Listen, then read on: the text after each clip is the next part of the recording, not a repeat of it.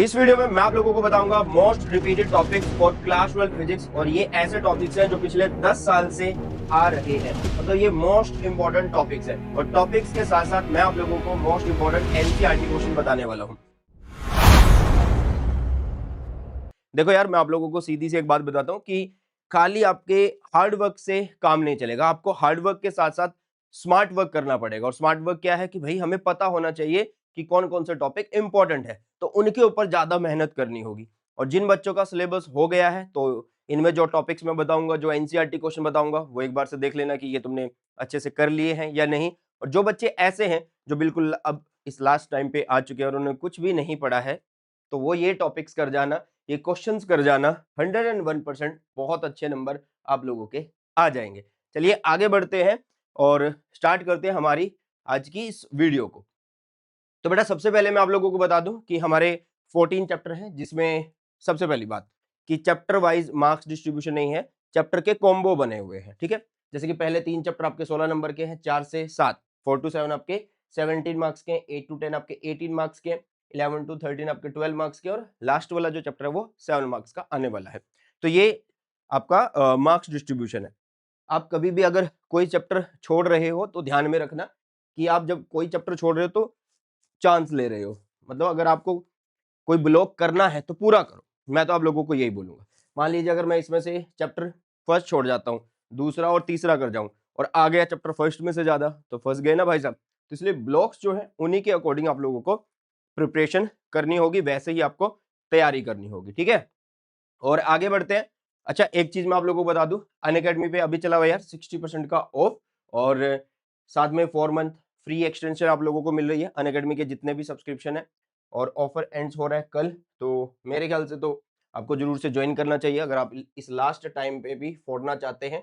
और अगर आप इच्छुक हैं कोर्स खरीदने के, तो आपको कोड यूज करना होगा स्निल्टन। बहुत सारे बच्चे बोलेंगे हमें एक्सटेंशन का क्या करना है भाई, आगे नीट जेई या किसी भी कंपटीशन की तैयारी करोगे तो फ्री में क्लास लगा सकते हो।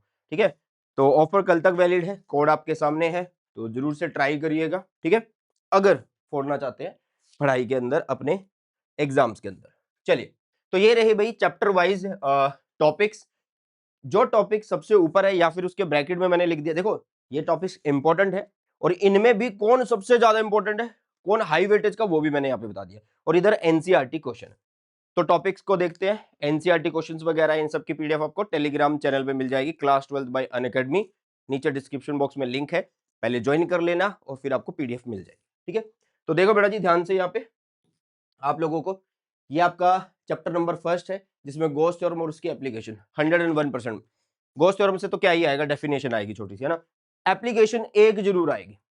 2025 का पेपर उठा के देख लेना, एक एप्लीकेशन हर सेट में थी, एक एक एप्लीकेशन। ठीक है, फिर आता है dipole in uniform external field, जो कि टॉर्क वाला टॉपिक है। इसमें स्टेबल अनस्टेबल इक्विलिब्रियम आपको पता होना चाहिए। फिर आता है इलेक्ट्रिक फील्ड, फिर आता है कूलम्ब्स लॉ, फिर आता है electric field lines. Electric field line पे पिक्चर बेस्ड क्वेश्चन आते हैं या डायग्राम बेस्ड, मतलब डायग्राम आपको बनाना होता है। ठीक है, सेकंड चैप्टर की बात करते हैं तो इलेक्ट्रोस्टैटिक पोटेंशियल एंड कैपेसिटेंस है। इसमें हाई वेटेज टॉपिक आपका energy stored in a capacitor है। इसकी डेरिवेशन आपको नहीं करनी है।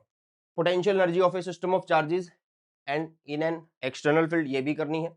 इक्विपोटेंशियल सरफेस, इस पे प्रॉपर्टीज इंपॉर्टेंट है, इसकी डायग्राम इंपॉर्टेंट है जो इस टॉपिक के अंदर आते हैं। मतलब वो पूछते हैं आप लोगों को कि इक्विपोटेंशियल सरफेस बना दो, प्लस चार्ज के लिए, माइनस के लिए, या दोनों के लिए, या दोनों सेम चार्ज के लिए। ठीक है, पैरेलल प्लेट कैपेसिटर, और फिर आता है effect of dielectric on capacitance बेटा जी। नेक्स्ट आता है करंट इलेक्ट्रिसिटी, जो कि है इसमें सबसे इंपॉर्टेंट जो टॉपिक आता है, हाई वेटेज जो टॉपिक आता है वो आता है ड्रिफ्ट वेलोसिटी, या ड्रिफ्ट का पूरा कॉन्सेप्ट। ठीक है, मतलब जो इलेक्ट्रॉन्स ड्रिफ्ट हो रहे हैं, या ओरिजिन ऑफ रेजिस्टिविटी जो है, वो पूरा कॉन्सेप्ट आपको पता हो। सेल इन सीरीज और पैरेलल, ये पता होना चाहिए कि सेल को सीरीज में कैसे लगाते हैं, पैरेलल में कैसे लगाते हैं। हाँ, खासकर ये भी पता होना चाहिए कि आइडेंटिकल सेल्स को कैसे लगाते हैं और नॉन आइडेंटिकल सेल्स को कैसे लगाते हैं। किरचॉफ्स रूल, इस पे आपको क्वेश्चंस दिखेंगे, मतलब न्यूमेरिकल्स दिखेंगे। सेल क्या होता है, ईएमएफ, सेल के अंदर ईएमएफ, इंटरनल रेजिस्टेंस, ये सब पता होना चाहिए। इवन इनकी रिलेशन, एक छोटा फॉर्मूला होता है वो पता होना चाहिए। इलेक्ट्रिक एनर्जी एंड पावर, और लास्ट आता है ओहम्स लॉ। इसके बाद चैप्टर आता है बेटा जी चैप्टर नंबर 4, जो कि एक बड़ा चैप्टर है। ठीक है, बट आप जो टॉपिक्स में अभी बताऊंगा, अगर ये भी कर जाते हैं तो ये चैप्टर संपूर्ण हो जाएगा। द मूविंग कॉइल गैल्वेनोमीटर, ठीक है, इसकी कन्वर्जन वगैरह अच्छे से करके जाना। रेडियल मैग्नेटिक फील्ड क्यों यूज करते हैं वो भी। Torque on A current loop, या फिर मैग्नेटिक डाइपोल भी इसी के अंदर है, छोटी सी डेफिनेशन है, एक छोटा सा फॉर्मूला है। Motion in a magnetic field, इसमें इसमें पाथ वगैरह आप लोगों को बताने होते हैं। Magnetic field on the axis of a circular current loop, फिर आता है force between parallel currents, and फिर आता है बेटा जी बायड सेवर्ट्स लूप। बहुत ही इंपॉर्टेंट टॉपिक्स ये रहने वाले हैं। फिर आता है मैग्नेटिज्म एंड मैटर, लगभग हम कह सकते हैं कि 3 नंबर का है, बट पहले ही बताया है कोई फिक्स नहीं है, बट हर बार मोस्टली 10 साल से ये 3 नंबर का ही आ रहा है। ठीक है, तो इसमें मैग्नेटिक प्रॉपर्टीज ऑफ मटेरियल आपको पता होना चाहिए, और बार मैग्नेट मैग्नेटिक प्रॉपर्टीज में डाया पैरा फेरो ये पता होना चाहिए, साथ में कुछ छोटे छोटे से फॉर्मूलाज हैं जैसे ससेप्टिबिलिटी का और रिलेटिव परमेबिलिटी का, तो ये फॉर्मूले आपको पता हो। ठीक है, चलिए फिर आता है बेटा जी ईएमआई, इसमें इंडक्टेंस सेल्फ या म्यूचुअल किसी ना किसी सेट में घूमता रहता है। एसी जनरेटर, फिर आता है लेंज लो, उसमें पोलैरिटी वगैरह आप लोगों को बतानी होती है। और फेराडेज लेंज लो हो गया तो फेराडेज लो वैसे ही कर लोगे क्योंकि बेस है तो हो जाएगा। और मोशनल ईएमएफ बेटा जी, ठीक है। फिर आता है अल्टरनेटिंग करंट, इसमें आपको सीरीज एलसीआर जरूर करना है, और सीरीज एलसीआर के साथ आपको हमेशा रेजोनेंस की कंडीशन जरूर से कर लेनी है। फिर आता है बेटा जी ट्रांसफॉर्मर, और फिर आता है power in an AC circuit. Average power, जब भी आपको power in an AC circuit बोला जाएगा तो हमेशा वो एवरेज पावर ध्यान में रखना है। ठीक है, चलो जी AC voltage apply to a capacitor. देखो वैसे तो आप जब एलसीआर करोगे तो आपको इंडक्टर कैपेसिटर रजिस्टर सारे पता ही होंगे, है ना, बट फिर भी मैंने बताया कि एलसी कैपेसिटर वाला जरूर से करके जाना, ये इंपॉर्टेंट है। फिर आता है ईएम वेव, ये भी आसान चैप्टर है और पिछले 7 8 10 साल से ये भी 3 नंबर का ही आ रहा है। ठीक है, इसमें आपको इलेक्ट्रोमैग्नेटिक स्पेक्ट्रम स्पेक्ट्रम पता हो, और वेव्स पता हो, और डिस्प्लेसमेंट करंट, मतलब आपको सिर्फ और सिर्फ कितनी वेव्स हैं, उनकी फ्रीक्वेंसी क्या है, उनकी वेवलेंथ क्या है, ये पता होना चाहिए, उनके यूजेस वगैरह पता होने चाहिए, ये बहुत ज्यादा इंपॉर्टेंट है। फिर आ जाते हैं बेटा जी रे ऑप्टिक्स, बहुत ही इंपॉर्टेंट चैप्टर है, बड़ा चैप्टर है, लगभग 10 से 12 नंबर का चमक जाता है कई बार। तो रिफ्रैक्शन एट स्फेरिकल सर्फेसिस और रिफ्रैक्शन बाय लेंसेज इंपॉर्टेंट है। ऑप्टिकल इंस्ट्रूमेंट कोई एक जरूर दिखेगा, या उसकी डेरिवेशन, या डायग्राम बनाने को बोल देगा, या न्यूमेरिकल बोल देगा। ठीक है, और रिफ्रैक्शन थ्रू प्रिज्म, इसमें मिनिमम डेविएशन की कंडीशन जरूर से पढ़ के जाना। Refraction of light by spherical mirrors, ठीक है, मिरर से जो रिफ्लेक्शन होता है वो, और रिफ्रैक्शन क्या है, मतलब मेन इसमें टीआईआर होगा।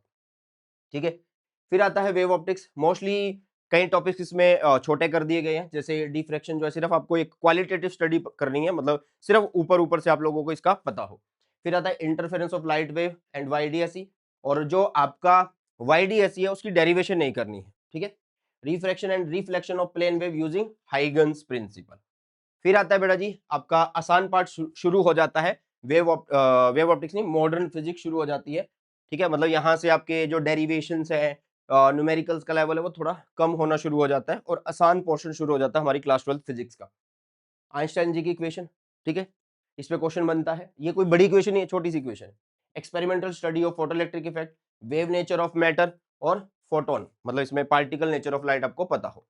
ठीक है बेटा, फिर आता है एटम्स, केमिस्ट्री पढ़ी रहे हो साथ के साथ, तो एटम्स में इतनी प्रॉब्लम नहीं आएगी। तो एटम्स में आपको अल्फा पार्टिकल स्कैटरिंग एक्सपेरिमेंट ये पता हो, इसके अंदर आपका इम्पैक्ट पैरामीटर, है ना, डिस्टेंस ऑफ क्लोजेस्ट अप्रोच, इनको जरूर अच्छे से करके जाना क्योंकि छोटे छोटे क्वेश्चन उन पे बन जाते हैं। फिर आता है line spectrum of hydrogen atom, इसकी भी सिर्फ क्वालिटेटिव स्टडी रह गई है अब हमारे सिलेबस में।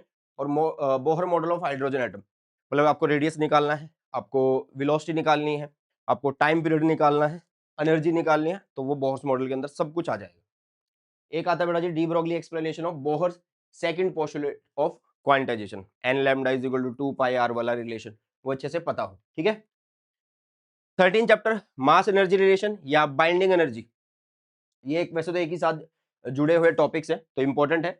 न्यूक्लियर एनर्जी के अंदर आपका फ्यूजन और फिजन आ जाता है, इंपॉर्टेंट है, आपको या तो फ्यूजन फ्यूजन और फिजन का डिफरेंस दे देगा, या फ्यूजन और फिजन की रिएक्शन देगा, उसे कंप्लीट करना होगा, ऐसा कुछ बोल देगा। साइज ऑफ द न्यूक्लियस, ये इसके ऊपर न्यूमेरिकल बनता है। न्यूक्लियर फोर्स थ्योरी है, एक डायग्राम है, ग्राफ है, उसको एक्सप्लेन किया हुआ है, तो आप लोगों को रट जाना है। ठीक है, फिर आता है semiconductor, last chapter, semiconductor diode, ये पता होना चाहिए, ये कैसे बनता है, मतलब सेमीकंडक्टर डायोड क्या है भाई, सेमीकंडक्टर क्या है ये आपको पता होना चाहिए। बाद में जंक्शन कैसे बनता है वो आपको पता होना चाहिए। ठीक है, इसके बाद एप्लीकेशन ऑफ डायोड, मतलब रेक्टिफायर। ओके, पीएन जंक्शन, देखो जब ये कर लोगे ना तो ये ऑटोमेटिकली हो जाता है पीएन जंक्शन वाला पोर्शन।